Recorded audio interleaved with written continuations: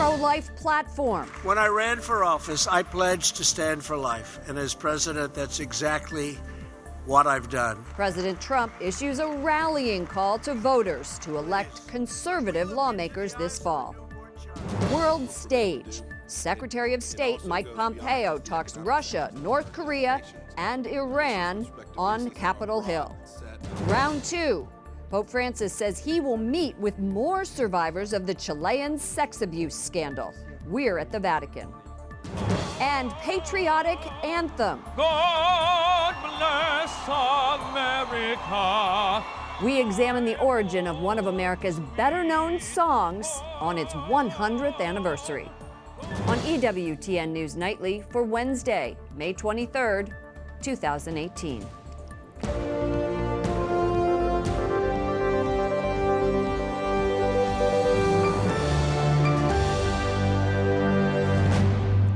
Good evening from Washington, D.C., and thank you to those of you joining us from around the world for news from a Catholic perspective. I'm Lauren Ashburn. During an immigration roundtable on New York's Long Island, President Trump defended his description of MS-13 gang members as animals.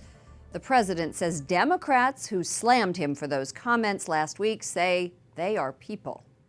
They're not people. These are animals. And we have to be very tough. The discussion included lawmakers, police officials, and the parents of teenagers killed by the gang. It has been blamed for nearly 24 deaths on Long Island over the past 2 years. Officials say there are thousands of MS-13 members in the U.S. President Trump is rallying Americans to vote for life in the 2018 midterm elections. Last night, his administration was recognized by a national pro-life organization for its pro-life policies. The president says pro-life Americans need to turn out the vote this fall. White House correspondent Mark Irons reports. Good evening, Mark. Good evening, Lauren. President Trump received high praise from pro-lifers last night. He gave keynote remarks at the Susan B. Anthony List Campaign for Life Gala, surrounded by lawmakers who support life. The president touted his accomplishments and described a milestone for the movement. Now, for the first time since Roe v. Wade, America has a pro-life president, a pro-life vice president, a pro-life House of Representatives, and 25 pro-life Republican state capitals. That is pretty good. President Trump says to continue the pro-life work and pass legislation like the 20-week abortion ban, Republicans need support this fall. We will need to elect more members of Congress who will protect life.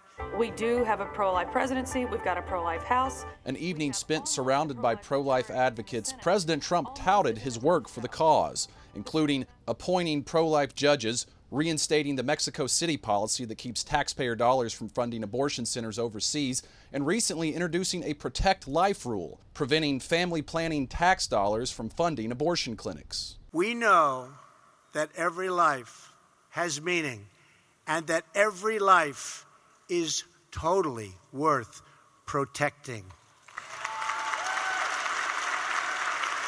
Susan B. Anthony List, an organization that backs pro-life lawmakers, also honored the president's senior advisor, Kellyanne Conway. We believe in the dignity and the sanctity and the worthwhile fight and struggle for life at all stages, from conception to natural death. The president of SBA, Marjorie Dannenfelser, acknowledges that conservatives had doubts about the former Democrat who used to describe himself as very pro-choice. But now she calls him the most pro-life president in history. When it comes to life, President Trump is keeping his promises. Her organization plans to spend $25 million between last year's special elections and this year's midterm election. And an unlikely ally is sounding loud and clear. So this November, vote for family, vote for love, vote for faith and values, vote for country, and vote for life. The pro-abortion group Emily's List offers a counter-argument. It's calling on supporters to fight back by electing pro-choice Democratic women who will, quote, protect reproductive freedom. Lauren? Mark, support for the president is at an all-time high right now among white evangelicals. 75% have a favorable view of the president. So where do Catholics stand? According to the Public Religion Research Institute, the same group that did the study on evangelicals, 41% of all Catholics have a favorable view of President Trump, but 56% do not. Lauren? White House correspondent Mark Irons, thank you. The man behind a series of undercover videos that prompted congressional investigations into Planned Parenthood says he has more evidence. These videos have to come out. We've got a solid dozen of them ready to expose to the public and show once and for all that Planned Parenthood and their allies are totally guilty for selling baby body parts for profit.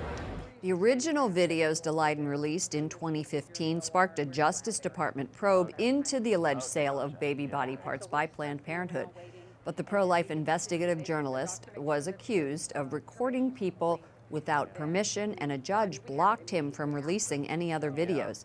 Daleiden says the judge who issued that ruling is biased because he previously operated a Planned Parenthood clinic in San Francisco. Sources tell the Associated Press White House advisor Jared Kushner has been granted permanent security clearance. The president's son-in-law had lost access when Chief of Staff John Kelly downgraded his clearance due to questions that arose during a background briefing. Secretary of State Mike Pompeo says he's very hopeful a high-profile nuclear summit between the U.S. and North Korea will happen. Pompeo is voicing confidence despite President Trump's warning there's a chance next month's meeting won't happen. Correspondent Wyatt Goolsbee reports from the State Department. Good evening, Wyatt. Lauren, good evening. Secretary Pompeo says his colleagues are moving forward in preparation for the June 12th meeting in Singapore, but he told lawmakers on Capitol Hill today it's all up to North Korea's leader, Kim Jong-un. We have a generational opportunity to resolve a major national security challenge. Our eyes are wide open to the lessons of history, but we're optimistic that we can achieve an outcome that would be great for the world. Mike Pompeo telling lawmakers the North Korea summit offers a historic chance for peace, but he warns the president will walk away if the deal is not right. Our posture will not change until we see credible steps taken towards the complete, verifiable, and irreversible denuclearization of the Korean Peninsula. Florida Democrat Lois Frankel challenged the administration's support of the pro-life Mexico City policy. It blocks federal funds for international groups that provide or promote abortion. We have from this administration what I call abortion hysteria. Because of this hysteria, you're cutting off health care to women all over the world. And I'm fully committed to that. This administration has demonstrated enormous commitment to the health of every woman. Democrat Albio Ciris pressed Mike Pompeo to push Egypt to protect the 16 million Coptic Christians, who are often persecuted in the Muslim-majority country because of their faith. I hope that the State Department makes an effort to really concentrate on the safety of the Coptic Christians in Egypt. I agree with you that there remains a great deal of work to do to make sure that they have the protections they need to practice their religion. Republican Chris Smith also urged Pompeo to stand up for religious minorities in China and North Korea. Xi Jinping is in a race to the bottom with Kim, frankly, and other dictators around the world on religious freedom persecution and like-minded human rights abuses. Secretary Pompeo promises to advocate for religious minorities. Next week, the State Department will release their annual report on international religious freedom. We'll be talking to the new Ambassador at Large for International Religious Freedom, Sam Brownback, about their findings on Tuesday. Lauren? Wyatt, Secretary Pompeo also says the Trump administration will not tolerate Russian interference in the upcoming midterm elections. So what is the State Department doing to prevent it? Well, Lauren, Pompeo says the State Department will work with the White House and other agencies to try to fight the Russian meddling, which he admits is happening. But he also says, interestingly enough, that the U.S., as much as they've been working on this, hasn't yet been able to figure out how to stop them fully yet. Lauren? Correspondent Wyatt Goolsbee reporting from the State Department. Thank you, Wyatt. Thousands of Nigerian Catholics protest after a fatal early morning attack on a church. It coincided with the burial of 2 priests and 17 parishioners killed last month at Mass. Authorities say the violence broke out between cattle herders and farmers. Their dispute over grazing land has led to the deaths of more than 500 people since 2014. 3 priests who were sexually and psychologically abused by Chile's most notorious predator priest are speaking about their upcoming meeting with Pope Francis. The men say they will share their experiences to help prevent future abuse. In early June, the Holy Father will host them and 2 other priest survivors, as well as 2 lay people and 2 priests who provided them with spiritual support. The men were abused by Father Fernando Caradima, a charismatic preacher. The Vatican sentenced him to a lifetime of penance and prayer for his crimes in 2011. Edward Penton, Rome correspondent for EWTN's National Catholic Register, joins us. Ed, the Holy Father is taking extraordinary steps to reach out to victims. How are the different parties reacting? Well, the bishops, Lauren, are being very compliant. They're doing really what the Pope is asking of them. A bishop of Chile only over the weekend suspended 22 priests who were accused of abuse and apologized for not acting sooner.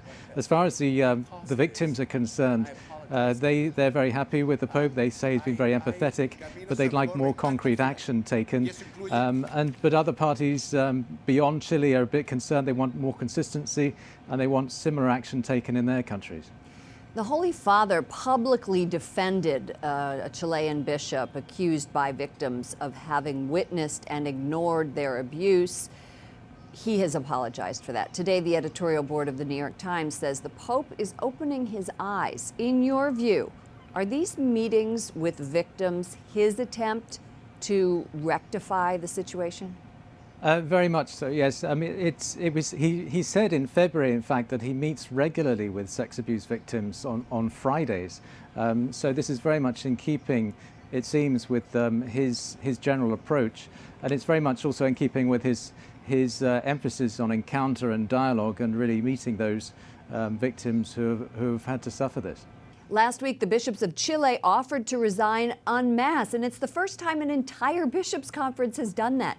Do you expect the Pope to accept their resignations, and what would that mean for the Church in Chile? I think certainly some will be accepted, Lauren. Whether he accepts all of them, we don't know, but certainly those who are most guilty of covering up and mishandling the abuse are likely to go. But beyond, it's not really the impact on Chile so much as I think the impact on Latin America as a whole. There's lots of reports coming out of other similar cases, not least in Honduras, where there's a bishop alleged to have committed acts of sexual abuse against seminarians, but also in the Pope's native Argentina. There's said to be a lot of cases there which haven't really come to light yet. So I think we're going to see more of this in the coming weeks and months. Edward Penton, Rome correspondent for EWTN's National Catholic Register. Thank you for joining us.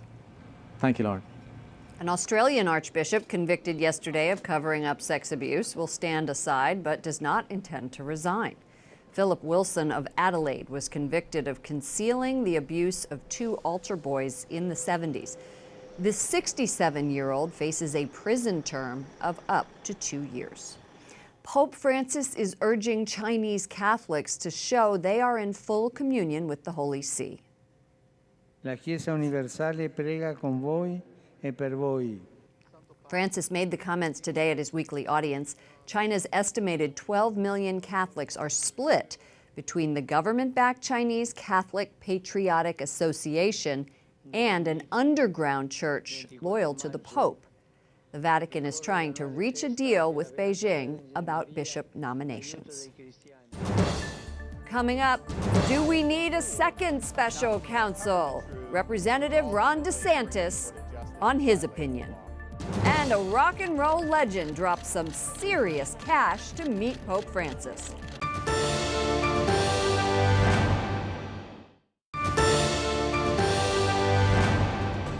Conservative House Republicans are demanding a new special counsel investigate Russian meddling into the 2016 election.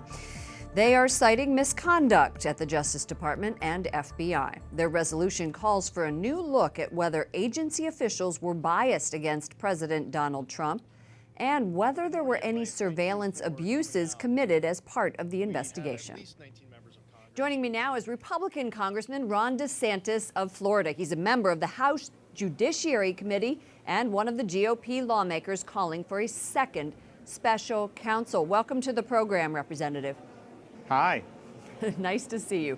Let's talk about your questioning this morning of Secretary of State Mike Pompeo and the way forward with North Korea and Iran and nuclear weapons. What did you ask him?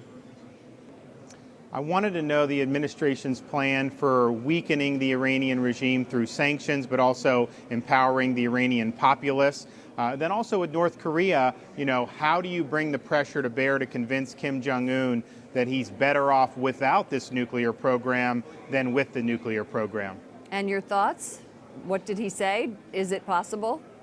They are going to be rolling out, imposing new sanctions on Iran that are already on the books, and probably coming back to Congress asking for additional sanctions to really choke off the money to the mullahs in Iran, which I think is great. And then in North Korea, I think that the administration's very wide-eyed about this regime, about Kim Jong-un, but I think they've put a lot of pressure to bear on them, and I do think that there's a belief that Kim is maybe looking at some of this stuff a little differently now. All right, let's turn to the second special counsel. I'm taking a look at a resolution right now asking that the Attorney General appoint a special counsel to investigate misconduct of the DOJ. What do you hope a second special counsel will accomplish? Getting the truth and then holding people accountable who violated the law. The problem with referring this matter to the Inspector General, which is apparently what's been done, is that the Inspector General doesn't have the authority to subpoena witnesses, to talk to people outside the agencies. And I think this is something where a lot of the key players are no longer in the government. And some of the potential key players, like a John Brennan, he was not in the Department of Justice. And so the special counsel provides the tool to not only uncover the truth, but to ultimately bring people to justice who violated the law. Let's talk about the reports that the FBI allegedly used an informant to gather information on the Trump presidential campaign. Tomorrow, Republicans are going to receive a classified briefing. Democrats are being excluded from that briefing. Democratic Congressman Adam Schiff of California tweeted, "This is another serious abuse of power. There's a bipartisan mechanism called the Gang of Eight, and they need to use it." Why not include Democrats in the meeting? Oh, I'd have no problem with them doing that. I mean, I think that that's fair, but I'm not going to be involved. It's really just going to be, a handful, I think really just two members. And so if they want to bring their Democratic counterparts, that wouldn't bother me at all. I think the important thing is that the facts get exposed. And so we know, did the FBI pay this guy or others to collect information on Trump's campaign? Did they direct him to collect information on Trump's campaign? When did that start? How long did it go on for? Because what I'm seeing is the possibility that a guy like the guy that's been identified from London, that he was almost trying to manufacture contacts. And I just think we need to know all the facts about it. Representative Ron DeSantis, Republican Congressman from Florida, running for governor. Thank you so much for joining us. Thank you. The Philippines orders an Australian nun to leave the country immediately. Officials turned down Sister Patricia Fox's appeal to stay. President Duterte ordered the 71-year-old to leave after she protested him and his government. The nun worked with farmers for nearly 30 years. She calls her eviction an attack on the Catholic Church. Also in the Philippines, today marks the one-year anniversary of the deadly siege of the city of Marawi by ISIS. Terrorists linked to the Islamic State barricaded themselves on the island, forcing more than 360,000 residents to flee. Today, protesters marched to the presidential palace in Manila. They want President Duterte to lift martial law he put in place following the fighting, and that had lasted 5 months. They say it has led to human rights violations. Up next, You're in My Heart. A rock and roll icon wants to see Pope Francis. And a milestone for a famous American song.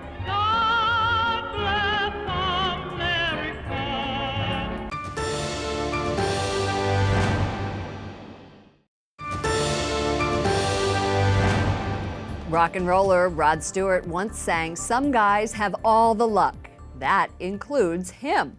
Earlier today, he and his wife met Pope Francis.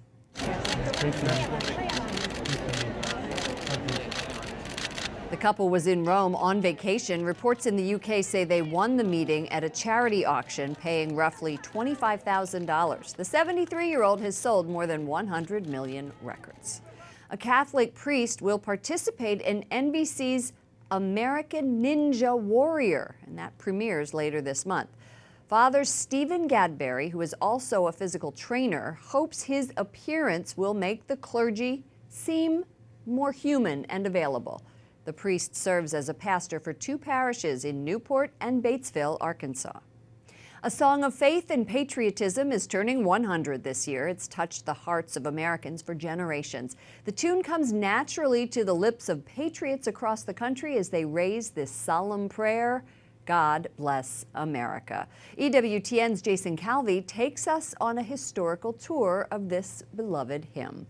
Irving Berlin, a Jewish immigrant who fled persecution in Russia, wrote this song during the storm clouds of World War I. But it didn't see the light of day for 20 years. Singer Kate Smith premiered it on the radio. Music scholar Cheryl Kaskowitz literally wrote the book on the song. When it was performed on Armistice Day in the fall of 1938, it actually had a message to stay out of the war. It included a line that was, let us all be thankful that we're far from there. By 1939, as Nazi horrors shocked the world, Berlin changed that line to let us be grateful for a land so fair. After the Second World War, Kaskowitz says the song promoted tolerance. God Bless America struck a chord with 1960s civil rights activists, as well as supporters of the Vietnam War.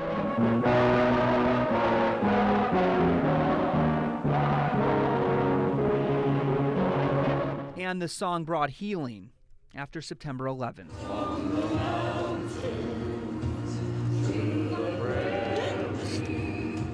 The famous American composer never made a dime from this song. He donated his royalties to the Boy and Girl Scouts of America. Irving Berlin's music has played such an important role in American history that it's no wonder right here at the National Museum of American History, tucked in with items like a chalice from World War II as well as a nurse's uniform, you can check out his very own piano, the composer of other American hits like White Christmas. He died in New York City at the age of 101, 29 years ago. But his music doesn't just live on in the history books. It also lives on in the hearts of Americans. In Washington, Jason Calvi, EWTN News Nightly.